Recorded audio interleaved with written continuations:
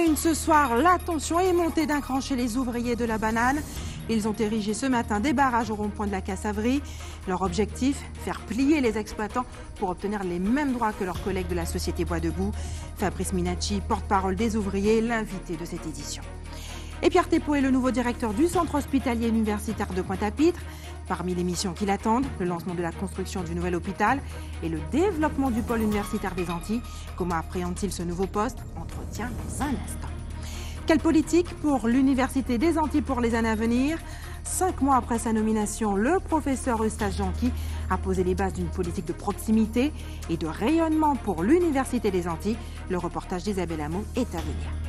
Et enfin, plus de 4000 personnes ont assisté au spectacle de Viviane émigrée au Zénith de Paris hier soir. Une grande scène pour fêter ses 40 ans de carrière. Les dernières heures de l'artiste guyanaise avant de monter sur scène à la fin de ce journal. Bonsoir et bienvenue sur ATV Guadeloupe. Je suis heureuse de vous retrouver. Et la Guadeloupe a été placée en vigilance jaune durant tout ce week-end. Si l'onde tropicale a été peu ressentie chez nous, avec quelques averses par endroits, en Martinique, elle a occasionné de nombreux dégâts, notamment au nord de l'île, où près de 8000 foyers ont été privés d'électricité. Voyons le reportage de Jean-Marc Dabreu et de Guy-Raphaël René. Grosse frayeur pour cette habitante du quartier derrière Morne à Sainte-Marie. Au lendemain des intempéries, elle constate cet éboulement à proximité de son habitation. En 32 ans de présence, c'est du jamais vu. Je crois que cette année, il y a eu 2 tremblements de terre. Alors la terre s'était déjà fissurée une première fois. Et puis la seconde fois, là, ça a commencé à descendre un petit peu plus. Alors c'est là le gros problème. Une coulée de boue s'est déversée en contrebas. Ici, tout a été nettoyé. Il y a d'autres dégâts que vous avez vus, non? Non. Ailleurs? Et la visite des services techniques de la mairie est plutôt rassurante. Parce qu'il y avait une arrivée d'eau de toiture qui a provoqué l'éboulement que vous voyez.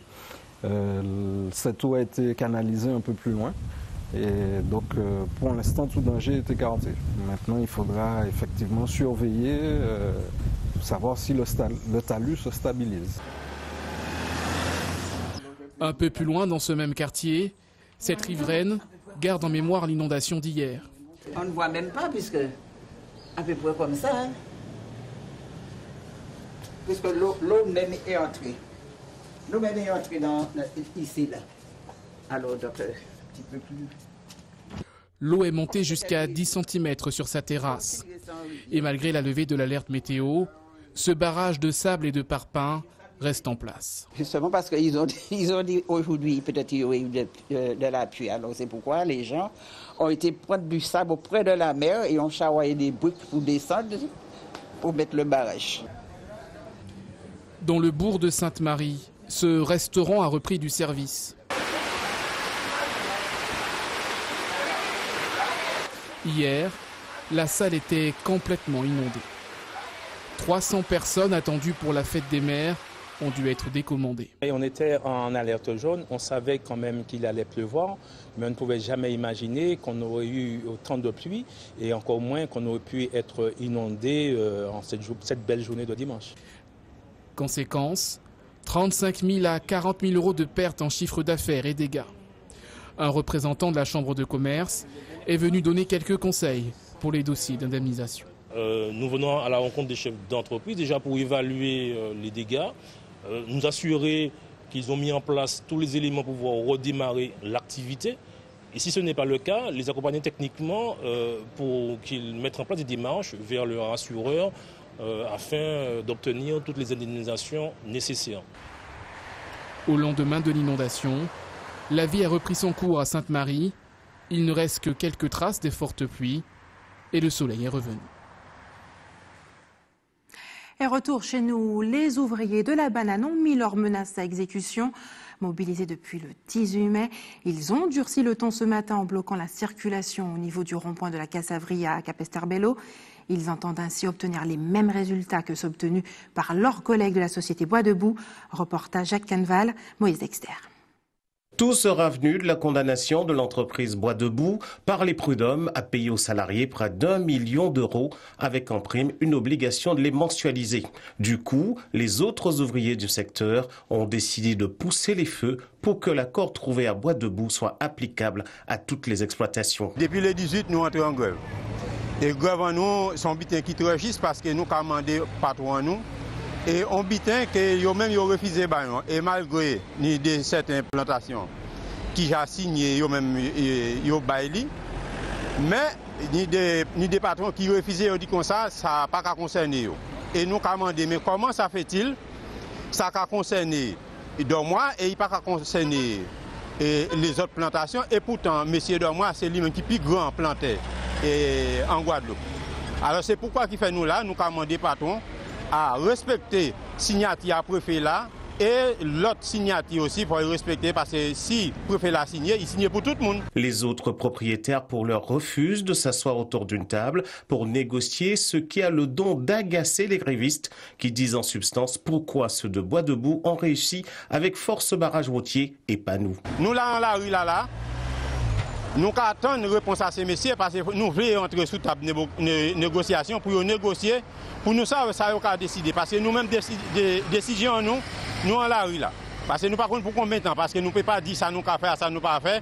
Mais si c'est pour nous morts, nous sommes morts en la rue là. Parce que cause nous sont cause qui juste. À part vous dire, nous commandons ces messieurs, s'il vous plaît, nous demandons ces messieurs, ça va voler nous. De filtrant ce matin, le barrage est devenu progressivement hermétique car les ouvriers ont dans le viseur l'interruption pure et simple de l'exportation de la banane. Depuis on contenait passer, s'il passait à vite, nous allons laisser passer. Mais depuis, il n'y a banane à bord, nous ne pouvons pas laisser passer. Et si on voit il passer aussi, il porte banane, tout ça qui concerne les bananes, nous ne pouvons pas laisser passer. Ah, mais pourquoi? Parce que c'est pas. Et si nous en la rue là, patron qui a coupé banane, il a fait banane parce qu'il n'a pas respecté nous.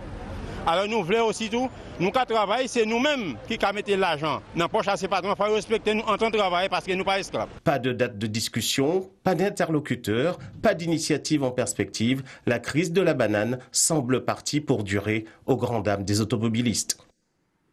Et pour décrypter ce mouvement de protestation, le porte-parole des ouvriers de la Guadeloupe nous a rejoint sur ce plateau. Fabrice Minacci, bonsoir. Bonsoir. Merci d'avoir accepté notre invitation ce soir. Vous avez été manifestement inspiré par les salariés de la société Bois Debout qui ont obtenu gain de cause. Est-ce que les procédés utilisés par la société Bois Debout, pour lesquels elle a été condamnée par le tribunal des prud'hommes, sont également pratiqués dans les autres exploitations de la Guadeloupe? Je le rappelle, les employés ne sont pas systématiquement payés par mois, mais par quinzaine. Oui. Ils ne bénéficient pas de retraite complémentaire. Et pire, une partie du travail était payée même à la tâche, une pratique interdite. Oui. Est-ce que tout ce que je viens d'énumérer se fait de façon générale dans les exploitations en Guadeloupe? Oui, tout à fait. Il faut savoir, en Guadeloupe, en ce moment, en 2017, on est sujet d'esclaves. On est comme des esclaves. On travaille tous les jours pour nos enfants, pour tout le monde, mais nous avons gain de cause, sauf si on va dans la rue. Et aujourd'hui, nous demandons réparation. Nous demandons aux exploitants agricoles de respecter la loi de la mensualisation et une extension du protocole d'accord qui a été signé par le préfet pour la SAAL Bois Debout, qu'il soit dans toutes les filières bananes. Fabrice Minacci, vos mots sont forts. Vous parlez d'esclaves, de réparation. Oui. De façon concrète, qu'est-ce que vivent les ouvriers agricoles sur les exploitations de bananes en Guadeloupe? Les ouvriers agricoles vivent une pression constante. Il faut savoir une chose, si on est français à part entière. On n'est pas français à moitié. Expliquez-nous ce qui se passe. À la base, quand un travailleur travaille, il travaille pour son pain, pour son gagne-pain, pour ses enfants, pour sa famille.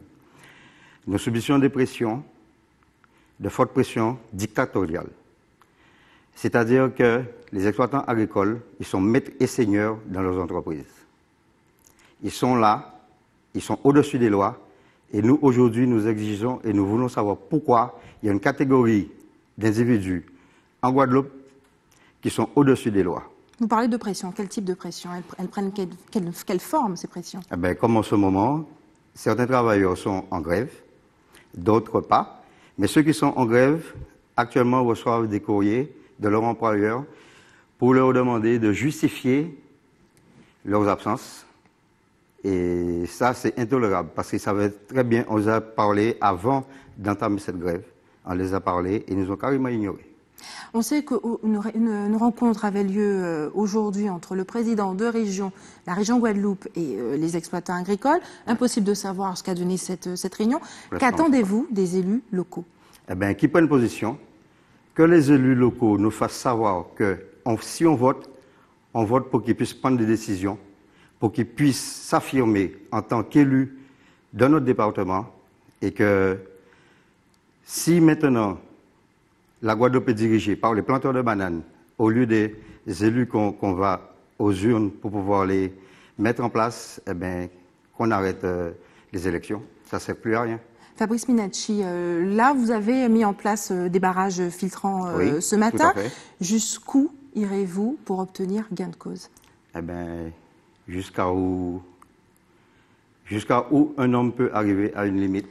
Il semblerait en tout cas que vous soyez en contact avec vos collègues de la Martinique. On peut envisager dans les semaines, mois à venir, une mobilisation sur les deux départements? Pour l'instant, on est en pourparlers, on va voir comment ça va se passer. Mais sinon, ça va s'extenser et puis on verra le résultat. On a un petit peu de mal à comprendre qu'est-ce que la réalité d'un ouvrier agricole sur une exploitation en Guadeloupe. Vous nous avez parlé de mots, vous avez utilisé des mots très forts, d'esclaves, de pression. Mais concrètement, comment ça se passe? Eh bien, qu'il vente, qu'il neige, qu'il pleuve, on doit travailler. L'objectif du planteur de bananes, c'est faire ma banane, fermez votre bouche, faire ma banane. Il n'y a aucune autre raison apparente. C'est juste ça. Ils ne voient que par la banane. Et quand un planteur de bananes ose vous faire boire de l'eau de rivière, je ne pense pas qu'il aime ses employés. Je pense qu'il préfère son fruit qu'à ses employés. On le sait, le secteur de la banane en ce moment, Fabrice Minacci, se porte très mal entre la menace des exportations de bananes africaines vers l'Europe et les baisses de production dues aux diverses maladies, comme la cercosporiose. Est-ce que vous craignez une mort lente de ce secteur et vous avec? Je ne pense pas. Je ne pense pas que la banane va mourir. Pourquoi la banane va mourir? La banane, c'est la première production de la Guadeloupe. Pourquoi voulez-vous qu'elle meure? Elle est subventionnée. Elle est subventionnée. Elle vit grâce aux subventions. Ce sont les on-dit. Parce que les planteurs de bananes ont toujours eu peur que les ouvriers puissent pouvoir parler, pour pouvoir dire ce qui se passe au sein de leurs entreprises. En ce moment, ce qui se passe actuellement, et depuis la grève de la SARL Bois debout, les ouvriers agricoles ont décidé de ne plus se taire. Que les exploitants disent tout va bien et ne comptent que par leur argent et que par leur exportation.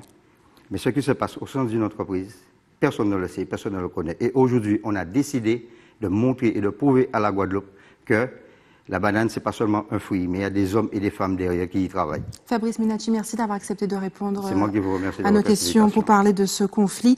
Au CHU de Pointe-à-Pitre, Christian de Lavaquerie a cédé le fauteuil de directeur à Pierre Thépeau, le nouveau directeur du centre hospitalier qui a récemment quitté la région Auvergne-Rhône-Alpes, où il occupait la même fonction, a été officiellement nommé directeur général du centre hospitalier de Pointe-à-Pitre le 8 mai. Mais c'est aujourd'hui qu'il a accordé une conférence à la presse. On écoute d'ailleurs sa réaction recueillie par Moïse Dexter. On regarde la communauté hospitalière du CHU de Pointe-à-Pitre prend son destin en main. Alors évidemment, un déficit cumulé, ça crée des problèmes de trésorerie.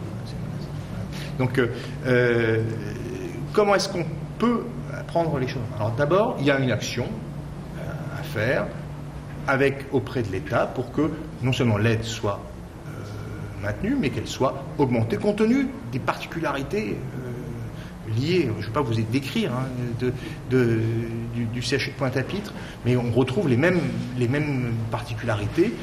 Par exemple, à Fort-de-France, j'étais avec mon collègue au téléphone il y a 2 jours, etc. Bon. Mais ça ne suffit pas. Aide-toi, le ciel t'aidera. Donc, dans un déficit, il y a 2 facteurs sur lesquels on peut jouer, c'est les recettes et les dépenses. Les recettes, c'est un exemple très concret, c'est qu'il faut qu'on s'organise pour mieux valoriser C'est mieux valoriser ce qu'on fait. Comment est-ce qu'on peut jouer aussi? C'est l'attractivité, redonner confiance. Redonner confiance à la population. Et pour ça, il faut effectivement, petit à petit, on améliore les choses. Et qu'on mobilise un petit peu. L'idée, c'est petit à petit qu'on mobilise nos ressources, qu'on soit mieux organisé. Hein, voilà. Donc ça, c'est pour l'attractivité. Et puis pour les dépenses, voilà, il y a des marges. Pas seulement, par exemple, c'est mieux acheter, c'est organiser nos achats pour faire plus d'économies, etc., etc. Voilà. Donc, et puis, bien sûr, des organisations, parce que si vous êtes mal organisé, la charge de travail va être lourde. Alors, on est pénalisé dans cet établissement, mais c'était le cas là où j'étais aussi, par des maquettes dites de services qui ne sont pas exactement, si vous voulez, vous avez des services par moment, je ne les connais pas tous encore, hein, des services qui sont à 22 lits par exemple, et donc pour un service de 22 lits, c'est facile à comprendre, vous avez 2 équipes, et si vous aviez 30 lits, vous auriez aussi 2 équipes. Donc c'est ça que le nouvel hôpital va régler. Donc c'est avant le nouvel hôpital, comment est-ce qu'on peut organiser petit à petit des maquettes de services, voilà. C'est ça qu'il faut travailler aussi avec les organisations syndicales.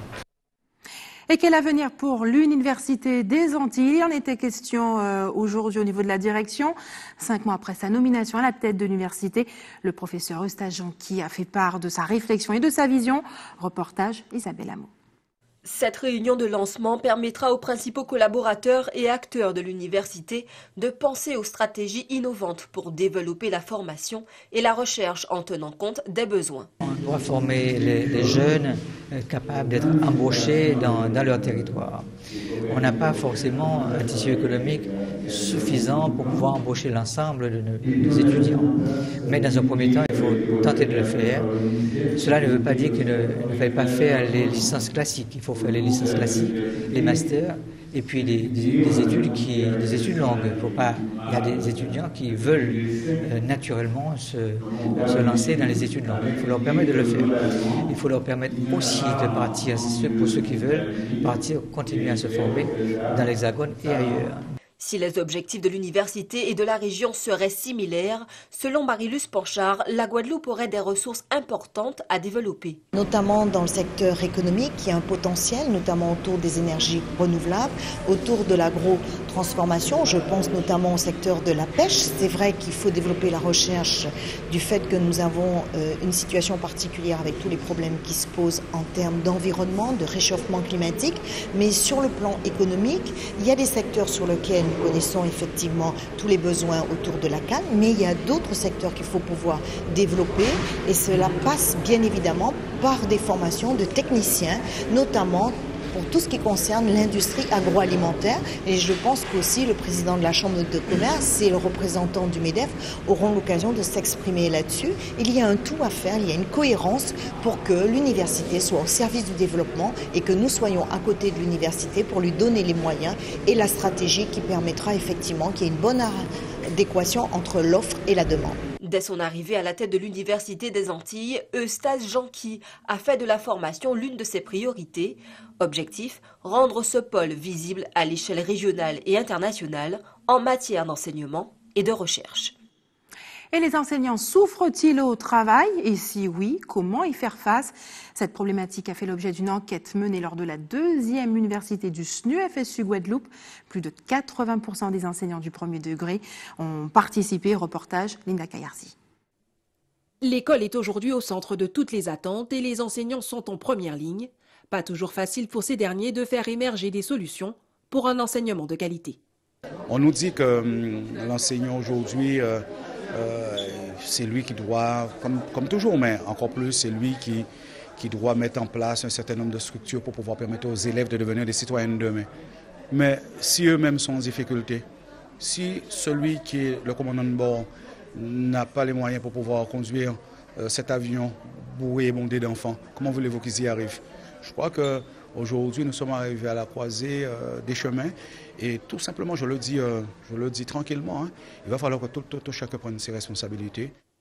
Pour mettre en lumière leurs conditions de travail, mais également leurs souffrances, une enquête a été menée auprès de 400 enseignants du premier degré. Le bilan est quelque peu alarmant, mais l'envie d'enseigner est la plus forte. On remarque que de jour en jour et d'année en année, il y a de plus en plus de collègues, de salariés tout court, y compris dans tous les corps de métier, et de ce que je sais, c'est-à-dire des enseignants qui sont en grande difficulté. Et nous avons des congés de maladie, des congés de longue durée pour dépression, etc., etc. Et en même temps, sur l'enquête que nous avons eue, les collègues disent qu'ils aiment leur métier. Quel paradoxe, hein? On fait partie d'une administration, on fait partie d'un corps, on a envie de se réaliser, nous sommes conscients que le rôle que nous jouons est important.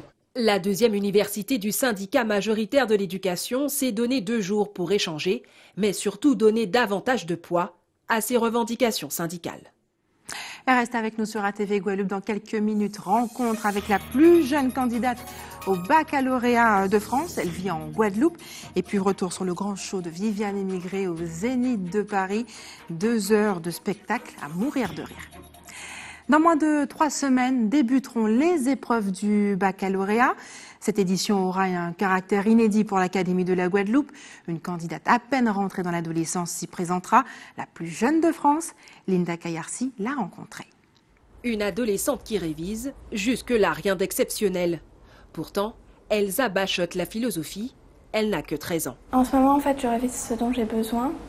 J'utilise des fiches qu'on trouve sur Anabac et je révise vraiment ce que j'ai besoin. J'ai pas de programme vraiment précis et je fais beaucoup de bac blanc. Il y a certaines matières où il me manque quelques connaissances parce que j'ai du mal à les apprendre. Par exemple, en histoire géo, j'ai du mal à apprendre les dates. Tout ce qui est l'histoire, je pourrais retracer l'histoire de la Chine sans problème, mais les dates, c'est pas possible de les apprendre. Depuis ses 5 ans, l'école, c'est à la maison.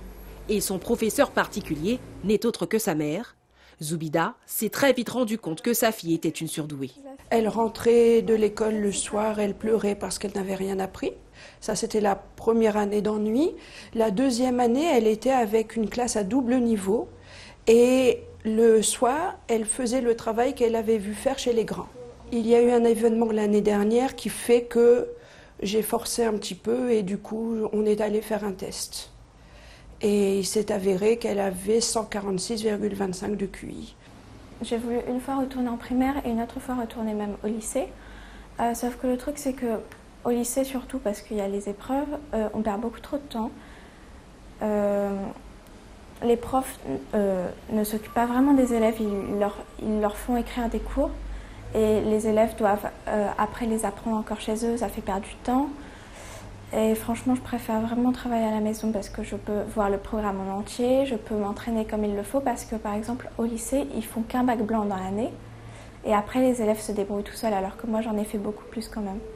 Donc c'est vraiment pour ça, je ne regrette pas de ne pas aller à l'école. 2 heures par jour, les révisions vont bon train avec un objectif, décrocher le bac avec mention pour intégrer une grande école spécialisée dans le web marketing.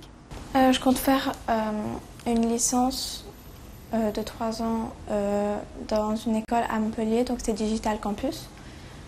Et ce sera un bachelor chef de projet web. C'est un métier qui te plaît? Tout ce qui est web, ça me plaît, ouais. Et puis ça débouche sur beaucoup de métiers artistiques et tout. On peut faire du développement web, ça c'est cool. Entre 2 révisions, Elsa n'hésite pas à s'adonner à de nombreuses activités de son âge, en attendant le jour J avec sérénité.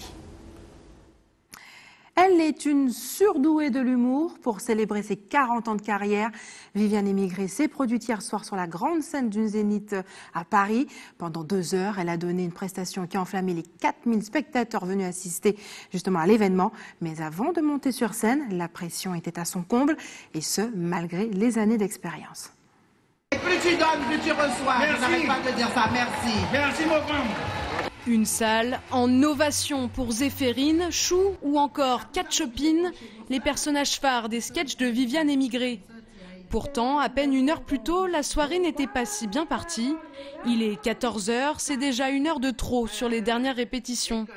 Et pour couronner le tout, les derniers réglages techniques ne sont pas ajustés. Il faut rentrer vers la fin de Yasmina en fait. Ben ouais, j'attendais que tu me... Ah, que je te dise? Ben oui.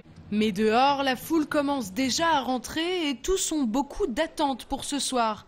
Patricia a déjà eu la chance de la voir sur scène en Guadeloupe. Ça fait 1 an qu'elle attend ce moment. Je m'attends à un spectacle plus grandiose que les autres, meilleur que l'année dernière et qu'elle nous fait qu'elle nous fasse vivre ses 40 ans de carrière. Et ça, je lui fais confiance pour ça. Pour Gwenaëlle, c'est la première fois, alors forcément, elle attend beaucoup de ce spectacle. Il y a longtemps que je voulais la voir. Elle est déjà venue, mais j'ai jamais eu l'occasion d'y aller. Donc là, c'est les 40 ans, je sais que je vais m'éclater, ça va durer. Juste avant de monter sur scène, la pression monte. Mais une fois face au public parisien, tout disparaît. Pendant 2 bonnes heures, les rires ont résonné dans la salle. Un rendez-vous qui compte beaucoup pour elle, avec des spectateurs particulièrement réceptifs. Là, je retrouve Guyane, Martinique et Guadeloupéens, tout le monde dans un même lieu. Donc voilà, ils ne sont pas différents. Hein. Ils sont plus chauds parce qu'ici il fait froid. Donc on a besoin de chaleur. Donc quand on se retrouve comme ça, voilà, ils sont plus chauds. Ce spectacle est le début d'une tournée qui prend forme. Les prochaines dates ne sont pas entièrement définies, mais à la rentrée, elle donnera un spectacle en Martinique et en Guadeloupe. Votre nom, s'il vous plaît, madame. Il y aurait les petits Jeanne Jambon. Sacrée Viviane, et puis c'est l'heure des informations pratiques maintenant. L'air est toujours aussi pollué, les brumes de poussière sont toujours présentes. Toutefois, les précipitations observées ces dernières heures ont atténué les concentrations des polluants présents dans l'air ambiant. Du côté du temps, la vigilance jaune a été maintenue pour fortes pluies et orages, donc la prudence est toujours recommandée. L'équipe de l'établissement français du sang vous donne rendez-vous demain sur la place Frédéric Jalton des Abîmes de 8h30 à 13h. Et enfin, si vous avez des informations à nous communiquer, n'hésitez pas à nous appeler au 60 11 2 fois. Et voilà, c'est la fin de notre édition locale et régionale, mais restez sur ATV Guadeloupe, l'information continue. Dans un instant avec Eddie Planté pour Questions Directes.